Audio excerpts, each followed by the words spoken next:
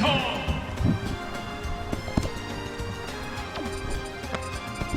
everybody.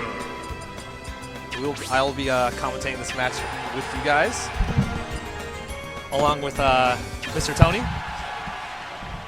Right now we have winner semis. We're going to have Lycan versus Hino. Hino electing to go Villager, and Lycan choosing his patent Diddy Kong. Smashville will be the first game. Winner of this goes into winner's finals. I will be playing whoever that is. Right now, Lycan comes out to a quick lead, 33, 47%, just getting some solid damage with some grabs, read shield punishes, or getting some punishes on his shield, and then just converting them into down throw uppers. So he's not going for anything risky. He knows that Villager is the kind of character that can out-sustain him throughout the length of the game, so he's just trying to get what he can right now. Not worried about, oh my goodness, a rogue bowling ball. I'm not going to call that a read, I'm going to call that a rogue. Oh wow, that was, I'm like, that was so good. I don't know if he anticipated it perfectly or if he just kind of went for it, but he did the down smash into forward air off the platform and actually got the sweet spot on it. So that was really cool. I mean, even with all that though, Lycan still has a little bit of a lead. Going for some trumps. Oh, good stall from Hino. I see he's going to that side, made it. All right, good stuff. Makes it back on the stage. These guys are both showing like a much higher level of play than I normally see them. They're utilizing like ledge trumps, platform shenanigans. I mean, it's really fun to watch actually compared to some of their other sets. But that was a bad roll there. Absolutely, yeah, he rolled right into him at a kill percent and 8 forward smash. So Hino's at 120, clearly at kill percent, and Lycan actually can die from a bowling ball if he is towards this ledge. But right now, Lycan's got full stage control. Hino needs a peanut. Pockets one, I should say. 136%. Lycan's going to start looking for some grabs now. I don't know if he'll be able to... I think Hino's onto his, like, banana shenanigans is what I call it. Oh, that down tilt from Hino, so close. Lycan gets grabbed, but Hino's able to mash out. Let's see. Oh, just this close on getting the back here. That would have sealed the stock. Fourth throw not going to kill, but once again, gives some stage control and a banana. So that's honestly all a Diddy Kong usually looks for, because they have that confirmed lined up. Lycan threw at that up tilt, did not connect. I don't know if he's going to go for it again. Ooh, good grab there. Yeah, it was very good. Let's see. Yeah. Oh, I don't like that. The back air, not going to do it. Wow. Villager, much heavier than I anticipated. Ledge trump, yep. Does not get the appropriate timing. Well, no, he got it, but Hino buffered a roll. Okay, you're right. 171, max rage back throw, not going to kill even at 100. Let's see if he has any other kill options, because it looks like he's going for... Oh, he was going to drop the ball on him, but... Yeah, oh, wow. Phenomenal pivot grab by Lycan. Stealing that first stock. Well done. Oh, Hino going for the hard read. I feel like when you're not at a huge deficit, there's no need to go for a massive read like that for something that can get you punished. Now, granted, he wasn't punished that hard. 19% may not seem like a lot, but it's just not worth it in my opinion. I mean, you want to always bring it back. And you can't really bring it back if you're going for just odds. You just should continue to play solid and do what's working for you.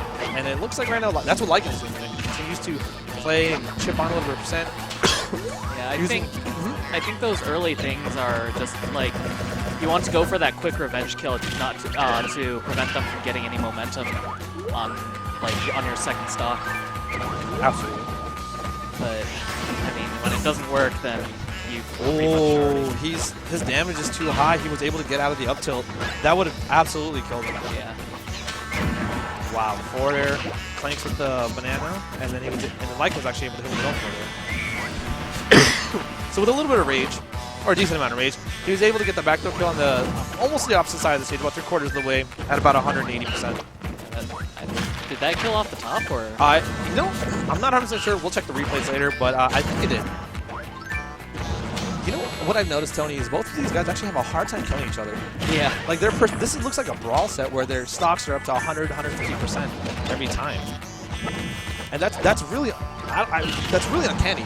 Considering, you know, every character in this game has some sort of like crazy option that'll kill super early. Like that, for example. Right. I don't think that would have killed at 9%, but you know, it's possible. It probably would have killed if Korn countered it.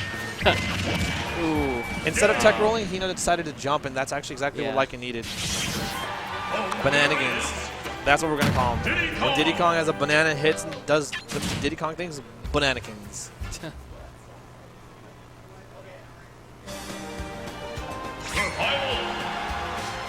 Hino took way too much damage in that second stock while trying to like get the kill quickly.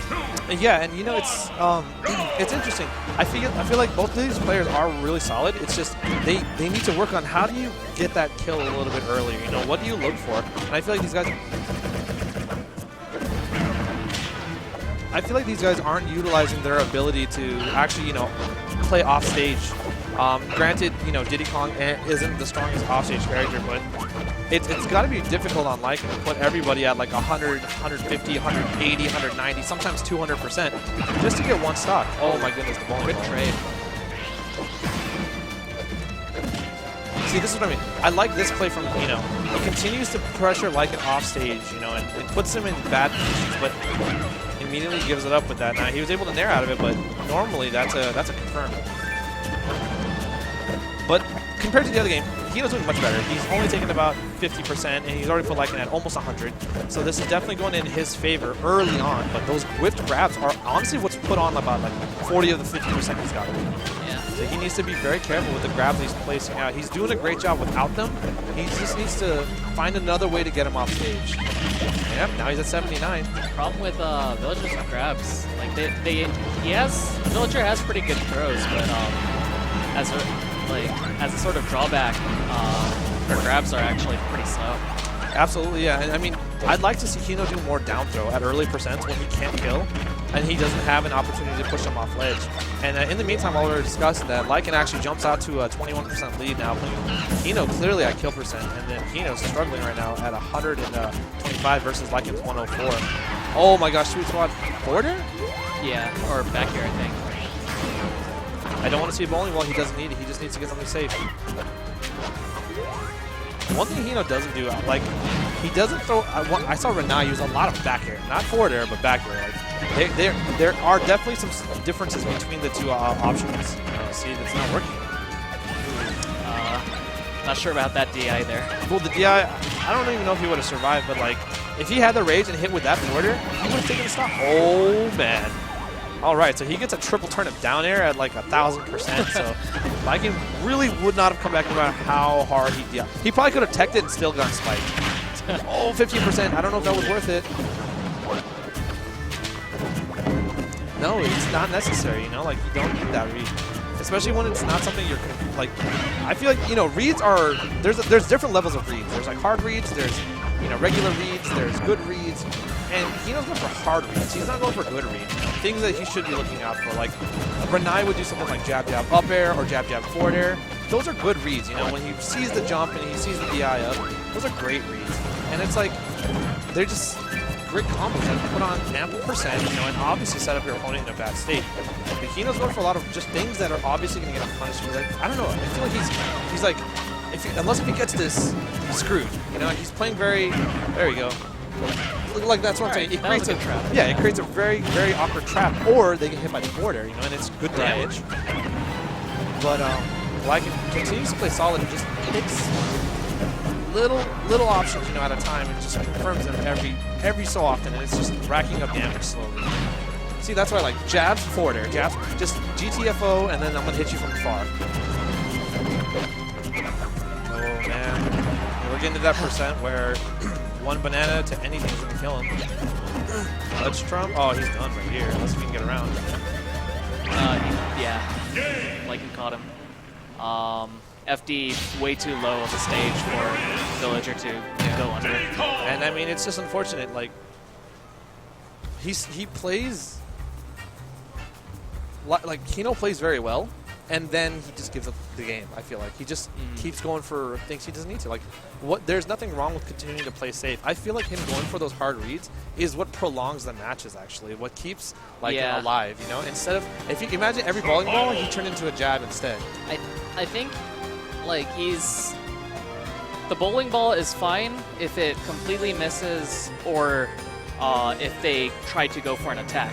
But Lycan's just going in and shielding, which gives him the punish option. Like, I guess maybe Hino is used to people running in and trying to attack into it, at which point he trades with the bowling ball. Yeah, that makes sense. It's just it's difficult for him to do that against somebody he plays all the time, which is Lycan. You know, they're going to adapt, and Hino needs to counter-adapt or just adapt in that sense. But you know, he can do it. He obviously has made changes to his gameplay, and he can continue to make changes. It's just he's got to not let those situations occur where you know he feels desperate. Even though he didn't have to feel desperate, he was winning most of the game. That's when you kind of like never play desperate. When you have a lead, you know, you just sit back, you chillax, and you just keep going at it.